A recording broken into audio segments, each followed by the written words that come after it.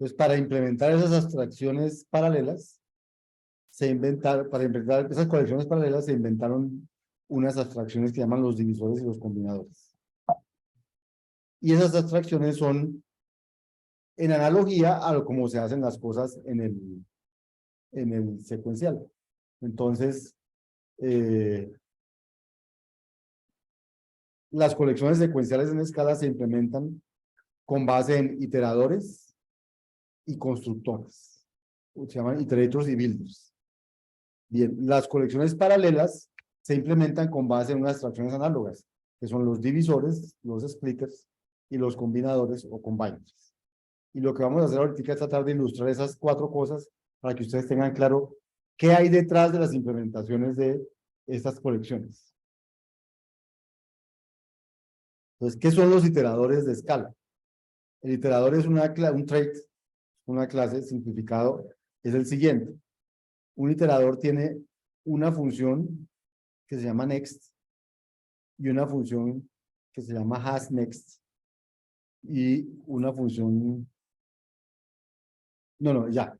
Entonces, un iterador es algo del tipo iterator de algo. Un iterador sobre enteros es un iterator de enteros, un iterador sobre reales, un iterator de reales, y así. O sea que un iterador, ¿qué tiene? Tiene mínimo una manera de saber quién es el siguiente y tiene si hay un siguiente. Por ejemplo, next, en ese iterador next, se puede invocar solo si hasNext devuelve true. Si no, no se puede invocar. Y una vez hasNext devuelve false, en adelante sigue devolviendo false. O sea, pues, si algo ya no tiene next, ya se acabó. O sea, un iterador es como una abstracción de algo que se puede recorrer iterando. Next, next, next, next, next, hasta que se acabe. ¿Cómo se implementa, por ejemplo, fall left sobre un iterador? Entonces, el fall left sobre un iterador se implementa de esta manera. Mientras empieza con el acumulado. El acumulado es set. Mientras haya un siguiente, entonces hagan el fall, la operación entre el estado actual, ese, y el next. Y eso le da el nuevo S. Y así se implementa for left. O sea que fíjense que for left ni siquiera necesita, lo único que necesita. O sea, por eso for left lo tienen todos los que sean secuencias, todos los que sean map, porque todos ellos son iteradores. Entonces, al final lo que tienen ellos es una manera de iterar sobre los elementos de la colección. Eso es...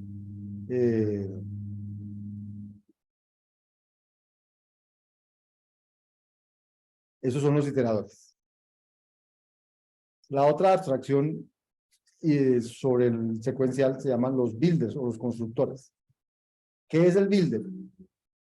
El builder entonces es una clase que tiene una manera de meterle elementos a la colección y tiene un método que se llama result, que lo que hace es como devolver esa colección en el tipo que le hayan pedido. ¿Sí? Entonces, un builder tiene elementos de tipo tal cosa y tiene su representación. Entonces, ¿qué hace un builder? Cuando usted le invoca result, se devuelve una colección de tipo rep, que contiene los elementos que han sido añadidos previamente con este operador más igual. Al invocar result, el builder queda en estado indefinido y no se puede volver a usar. O sea, un builder es para ir construyendo un iterador. Entonces yo lo construyo con más igual, más, métale cosas. Hasta un día que digo ya no le voy a meter más, entonces le digo result y ya el iterador quedó construido. Y quedó construido y me lo devuelve en esta representación. ¿Cierto? Eso es un builder. Entonces, ¿para qué se usa el builder? Para construir, por ejemplo, cosas como filter. Cuando me dicen filtre una colección con este filtro. Entonces, ¿qué hace? Yo creo un nuevo constructor, un nuevo builder, y para cada uno de los elementos de esta colección, pregunto si cumple el filtro. Y si cumple el filtro, entonces lo añado al nuevo builder. B más igual X. O sea, lo añado y lo añado. Y cuando acabo este for, porque se acabó la colección, entonces construyo el resultado con B.result. Esas son las abstracciones para construir iteradores y para construir colecciones secuenciales, los iteradores y los builders. Con eso se construyen, o sea, uno tendría que ir a buscar ya más información ya dentro de Scala para ver cómo están implementados, por ejemplo, las secuencias, las listas, no sé qué, pero todas al final tienen que tener, como todas son iteradores, todas tienen que tener, todas son iterables, todas tienen que ser construidas con iteradores y builders. Esas son las colecciones secuenciales. Las colecciones paralelas, entonces, se construyen con divisores y combinadores. Las operaciones paralelas se construyen con este trait que se llama splitter de algo. Entonces, extiende a los iteradores. O sea, tiene las iteraciones, pero además tiene este método para hacer un split. Entonces, cuando yo invoco split sobre un splitter, me devuelve una secuencia de splitters. O sea, splitter es el que me permite, ahorita decíamos que lo que hacía, uno hacía el punto par y le invocaba algo, él cogía la colección y la partía en varios pedacitos. Eso es lo que hace el splitter, partirla en varios pedacitos. ¿Sí? Y tiene un método llamado remaining que trata de decirle más o menos como cuántos elementos tiene esa cosa. Entonces, una vez se invoca split, el divisor original queda en estado indefinido, es decir, si tiene un splitter y invoca split, entonces quiere decir que coge la colección original y queda partida en esta secuencia de colecciones, que se llaman splitters. Pero ella ya no sirve para nada más. Los divisores resultantes, los splitters resultantes, permiten recorrer subconjuntos disyuntos de la colección original. Y luego, con remaining, devuelve el número de elementos restantes en la colección original.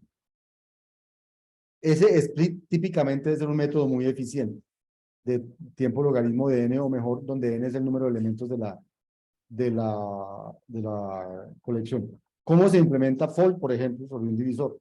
Entonces, si yo quiero hacer el fold de un divisor con estos parámetros, con esta función de acumulación, con este acumulador y con esta función de binaria de acumulación, entonces, ¿qué hago? Pregunto, si los que quedan son menores que el umbral, entonces haga una cosa secuencial. Pero si lo que queda no es menor que el umbral, entonces llame a split. Y para cada splitter que le dé el split, entonces ponga en una tarea hacer el fold de ellos. Y llame a divisiones cada una de esas tareas. Y entonces lo que tiene que hacer es hacer el join de cada una de esas tareas para poder esperar su resultado y cuando eso termine, le hace fold left a todos los resultados. Y eso es un fold con una estructura paralelizable. Entonces, ¿qué hace él? Pregunta si todavía es suficientemente grande. Si es suficientemente grande, entonces paraleliza los datos, llama la operación sobre cada uno de los datos y luego coge los resultados y los une con la misma foto. Eso es como se implementa un fold paralelo. ¿Cómo se implementa bueno, entonces eso permite hacer el fold, ¿cómo se llama? El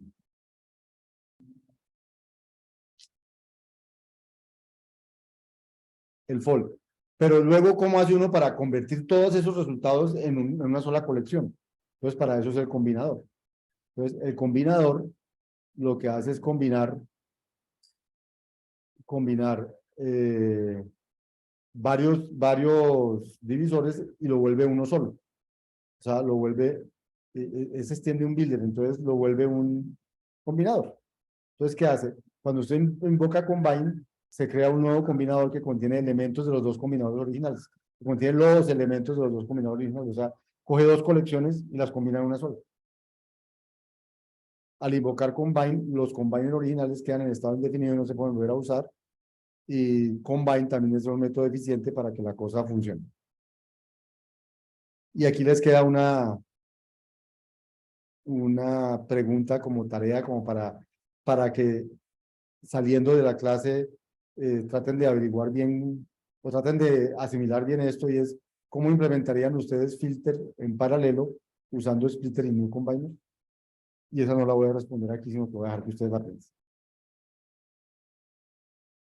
Y con esto, y con esa pregunta, terminamos todo lo que tiene que ver con paralelización de datos. O sea, paralelización de datos no es nada especial, es simplemente decirles, Scala provee un poco de colecciones paralelas con esas operaciones ya paralelizables y usted a veces solo con usar el punto par le puede sacar ventaja a la paralelización.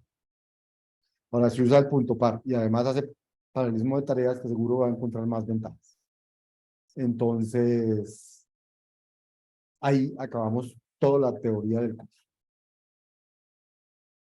Resumiendo la teoría del curso, no hay sino teoría, hay la teoría de qué es programar funcionalmente, que espero que ya les haya quedado claro. Programar funcionalmente es programar primero que todo con valores, no con variables. Programar con funciones. Las funciones son valores. Las funciones se pueden pasar como parámetro, se pueden devolver como resultado de una función y se pueden usar como valores. Programar funcionalmente también es, digamos, programar con reconocimiento de patrones. Y programar funcionalmente también es programar con expresiones for y con colecciones.